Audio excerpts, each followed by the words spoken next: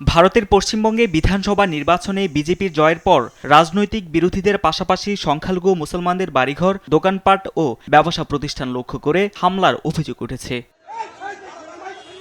এছাড়াও গেল শুক্রবার ব্রাহ্মণবাড়িয়ার কসবা সীমান্তে বিএসএফের গুলিতে 2 বাংলাদেশি নিহতের ঘটনায় গভীর উদ্বেগ প্রকাশ করেছে বাংলাদেশের বিভিন্ন রাজনৈতিক দল। সীমান্তে নিয়মিত তারা হত্যাকাণ্ড চালিয়ে যাচ্ছেন। বিপুল পরিমাণে আমরা আমদানি করি, কিন্তু আমরা রপ্তানি করতে পারি না। অভিন্ন নদীগুলোতে বাদ দিয়ে বাংলাদেশের স্বার্থকে তারা নষ্ট করছেন। বাংলাদেশের কৃষি, বিশেষ করে কৃষি, নৌ চলাচল মারাত্মকভাবে বিঘ্নিত হচ্ছে। প্রায় সবগুলো নদীতেই তারা কম বেশি বাদ দিয়ে রেখেছেন। তাদের যে মুসলিম নাগরিক, সেই নাগরিকদেরকে যে তারা নির্যাতন করছে, এই ব্যাপারে কনসার্ন জানাতে হবে। এগুলো আমাদের সরকারের তরফ থেকে কাজ করা উচিত। ইন্ডিয়া আমাদের ব্যাপারে যে একটা প্রচণ্ড বাংলাদেশ বিরোধী প্রচারণা তারা নির্বাচনের আগে করেছে, এগুলো বন্ধ করার ক্ষেত্রে বার্তা দিতে হবে।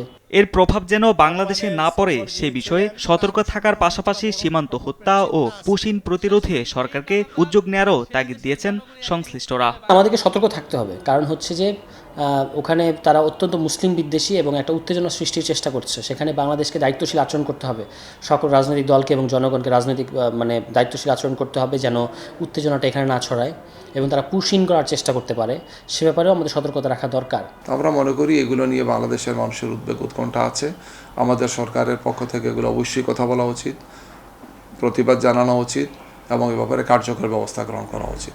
সাম্প্রদায়িক সম্প্রীতি জোরদার এবং দুদেশের সংখ্যালঘুদের নিরাপত্তা নিশ্চিত করতে রাজনৈতিক দলগুলোর পাশাপাশি সবাইকে সম্মিলিতভাবে কাজ করারও তাগিদ দেন রাজনৈতিক নেতারা।